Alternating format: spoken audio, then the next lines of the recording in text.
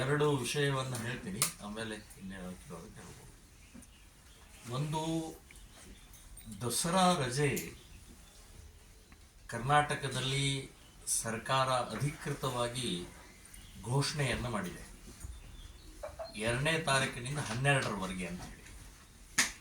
So ಇದು ಆಜ್ಞೆಯ ಉಲ್ಲಂಘನೆ ಇಡೀ ರಾಜ್ಯಾದ್ಯಂತ ಕ್ರಿಶ್ಚಿಯನ್ ಸ್ಕೂಲ್ ನಡೆಸ್ತಾ ಇರುವಂತಹ ಶಾಲೆಗಳಲ್ಲಿ ಇವತ್ತು ಅದನ್ನು ಉಲ್ಲಂಘನೆ ಮಾಡಿದ್ದಾರೆ.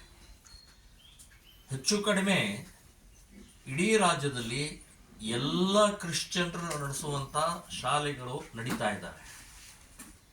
ಪರೀಕ್ಷೆಗಳು ಮಾಡಿದ್ದಾರೆ, ಟೆಸ್ಟ್ಗಳನ್ನು ನಡೆಸ್ತಾ ಇದ್ದಾರೆ. ಸೊ ಇದು ವ್ಯವಸ್ಥಿತವಾಗಿ ಒಂದು ಹಿಂದೂ ಸಂಸ್ಕೃತಿಯನ್ನ ಅಪಮಾನ, ಅವಮಾನ, ಅವಹೇಳನ ಮಾಡುವಂಥ ಪ್ರಕ್ರಿಯೆ ಇದು. ಇದು ಈಗಲ್ಲ, ಮೊದಲಿಂದಲೂ ನಡ್ಕೊಂಡು ಬಂದಂಥ ಈ ಕ್ರಿಶ್ಚಿಯನ್ರ ಒಂದು ರೀತಿ ಇದು. ಅವರು ಶಾಲೆಗಳು, ಆಸ್ಪತ್ರೆಗಳು, ವೃದ್ಧಾಶ್ರಮಗಳು, ಅನಾಥಾಶ್ರಮಗಳು ಇಂಥ ಸೇವಾ ಮುಖವಾಡ ಇಟ್ಟುಕೊಂಡು ಮತಾಂತರ ಕೇಂದ್ರಿತವಾದಂಥ ಸೆಂಟರ್ಗಳು. ಅದರಲ್ಲಿ ಏನೇನು ಯಾವುದೇ ರೀತಿಯ ಸಂಶಯ ಬೇಡ, ಮತಾಂತರದ ಸೆಂಟರ್ಗಳು. ಇದೊಂದು ಮುಖವಾಡ ಅಷ್ಟೇ ಅವರು. ಸೊ ಈ ಹಿನ್ನೆಲೆಯಲ್ಲಿ ಮೊದಲಿನಿಂದಲೂ ಕೂಡ ರಾಷ್ಟ್ರೀಯತೆ ಹಿನ್ನೆಲೆಯಲ್ಲಿ ಇರಬಹುದು, ಸಂಪ್ರದಾಯದ ಹಿನ್ನೆಲೆಯಲ್ಲಿ ಇರಬಹುದು, ಎರಡನ್ನೂ ಕಡೆಗಣಿಸ್ತಾ ಬಂದಂಥ ಕ್ರಿಶ್ಚಿಯನ್ ಸ್ಕೂಲ್ಗಳು. ಈಗ ಉದಾಹರಣೆಗೆ ಹೇಳೋದಾದರೆ, ರಾಷ್ಟ್ರೀಯತೆ ದೃಷ್ಟಿಯಿಂದ ರಾಷ್ಟ್ರಗೀತೆಗೆ, ರಾಷ್ಟ್ರಧ್ವಜಕ್ಕೆ ಗೌರವವನ್ನು ಕೊಡಲ್ಲ. ಡಾಕ್ಟರ್ ಅಂಬೇಡ್ಕರ್ ಅವ್ರದ್ದು, ಗಾಂಧಿಯವರ ಫೋಟೋವನ್ನು ಇಡೋದಿಲ್ಲ. ರಾಷ್ಟ್ರೀಯ ಹಬ್ಬಗಳು ಇರ್ಬೋದು, ಸ್ವಾತಂತ್ರ್ಯೋತ್ಸವ ಇರ್ಬೋದು ಅಥವಾ ಬೇರೆ ಬೇರೆ ಹಬ್ಬಗಳನ್ನು ಕೂಡ ಆಚರಣೆ ಮಾಡಲ್ಲ. ಇದೆಲ್ಲವೂ ಕೂಡ ವ್ಯವಸ್ಥಿತವಾಗಿ ರಾಷ್ಟ್ರೀಯತೆ ಹಿನ್ನೆಲೆಯಲ್ಲೂ ಕೂಡ ಮಕ್ಕಳಲ್ಲಿ ಆ ವಿಷಬೀಜವನ್ನು ಬಿತ್ತುವಂತಹ ಪ್ರಯತ್ನವನ್ನು ಮಾಡ್ತಾರೆ. ಇದರ ಜೊತೆಗೆ ನಮ್ಮ ಸಂಪ್ರದಾಯ, ಹಿಂದೂ ಸಂಪ್ರದಾಯಕ್ಕೆ, ಸಂಸ್ಕೃತಿಗೆ ಆಘಾತವನ್ನು ತರುವಂತಹ ಪ್ರಯತ್ನವನ್ನು ನಿರಂತರವಾಗಿ ಮಾಡ್ತಾ ಇದ್ದಾರೆ.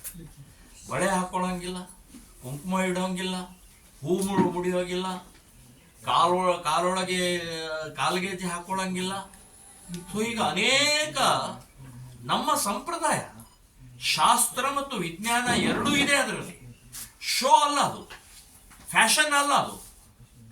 ಸೊ ಅದು ಅದು ಅದು ಅತ್ಯಂತ ಸಾವಿರಾರು ವರ್ಷದಿಂದ ನಡ್ಕೊಂಡು ಬಂದಂತ ಆ ಪದ್ಧತಿಯನ್ನ ವ್ಯವಸ್ಥಿತವಾಗಿ ಕ್ರಿಶ್ಚಿಯನ್ರು ತಮ್ಮ ಸ್ಕೂಲ್ನಲ್ಲಿ ಮಕ್ಕಳಲ್ಲಿ ಇವತ್ತು ಅದು ಬಹಳ ದೊಡ್ಡ ಪ್ರಮಾಣದಲ್ಲಿ ಅದನ್ನು ಅಳಿಸಿ ಹಾಕುವಂತ, ಅಪಮಾನ ಮಾಡುವಂತ ಪ್ರಯತ್ನವನ್ನು ನಿರಂತರವಾಗಿ ಮಾಡ್ತಾ ಇದ್ದಾರೆ.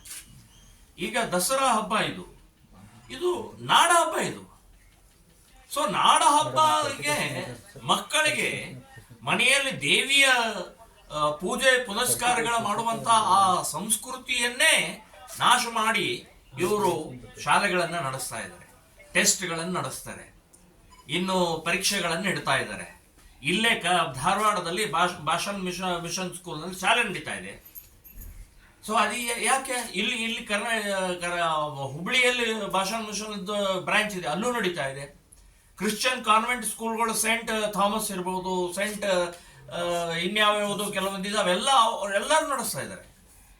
ಸೊ ಮಕ್ಕಳ ಮೇಲೆ ಪ್ರೆಷರ್, ಮಕ್ಕಳ ಮೇಲೆ ಇಲ್ಲಿ ಮನೆಗೆ ಇರಬೇಕು, ಹಬ್ಬ ಆಚರಣೆ ಮಾಡಬೇಕು, ದೇವಿ ಪೂಜೆ ಮಾಡಬೇಕು, ಅಥವಾ ಈ ಪರೀಕ್ಷೆ ಅಥವಾ ಟೆಸ್ಟು ಅಥವಾ ಶಾಲೆಗಳಲ್ಲಿ ಅಟೆಂಡ್ ಆಗಬೇಕು.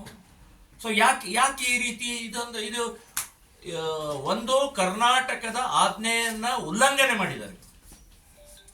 ಎರಡನೇದು, ನಮ್ಮ ಸಂಪ್ರದಾಯಕ್ಕೆ ಬಹಳ ದೊಡ್ಡ ಪ್ರಮಾಣದಲ್ಲಿ ಹೊಡೆತ ಕೊಡುವಂತ ಪ್ರಯತ್ನ ಇದು ನಿರಂತರವಾಗಿ ನಡೀತಾ ಇರುವಂತದ್ದು ನಾವು ಖಂಡಿಸ್ತಾ ಇದ್ದೀವಿ, ವಿರೋಧಿಸ್ತಾ ಇದ್ದೀವಿ. ಸರ್ಕಾರಕ್ಕೆ ನಾನು ಹೇಳ್ತಾ ಇದ್ದೀನಿ, ಯಾರ್ಯಾರು ಈ ಪೀರಿಯಡ್ ನಲ್ಲಿ ಶಾಲೆ ನಡೆಸಿದ್ದಾರೆ, ಅವ್ರು ಯಾರೇ ಇರ್ಬೋದು, ಶಾಲೆ ನಡೆಸಿದ್ದಾರೆ, ಪರೀಕ್ಷೆ ಇಟ್ಟಿದ್ದಾರೆ ಅಥವಾ ಟೆಸ್ಟ್ಗಳನ್ನು ಇಟ್ಟಿದ್ದಾರೆ ಅಂತನ್ನುವಂತಹ ಶಾಲೆಗಳ ಮಾನ್ಯತೆಯನ್ನ ರದ್ದು ಮಾಡಬೇಕು, ಅನುದಾನ ವಾಪಸ್ ತಗೊಳ್ಬೇಕು.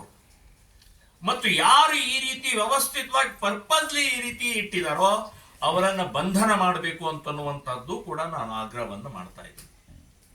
ಸೊ ಈ ರೀತಿ ಕ್ರಿಶ್ಚಿಯನ್ರು ಮತಾಂತರ ಕೇಂದ್ರಿತವಾದಂತಹ ಶಿಕ್ಷಣ, ಆರೋಗ್ಯ ಅಥವಾ ಸೇವೆಯ ಮುಖವಾಡವನ್ನ ಸರ್ಕಾರ ಬಹಳ ಗಂಭೀರವಾಗಿ ತಗೊಳ್ಬೇಕು.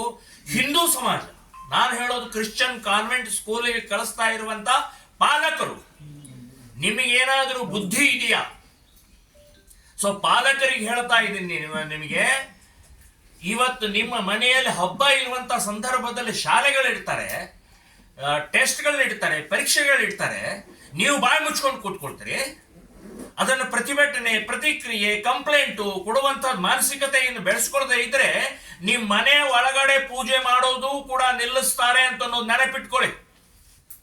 ಸೊ ಈ ರೀತಿಯ ಮಾನಸಿಕತೆಯನ್ನ ಆಗ್ತಾ ಇರುವಂತ ಇದು ಆಘಾತಕಾರಿ, ಅಪಾಯಕಾರಿ ಇದು.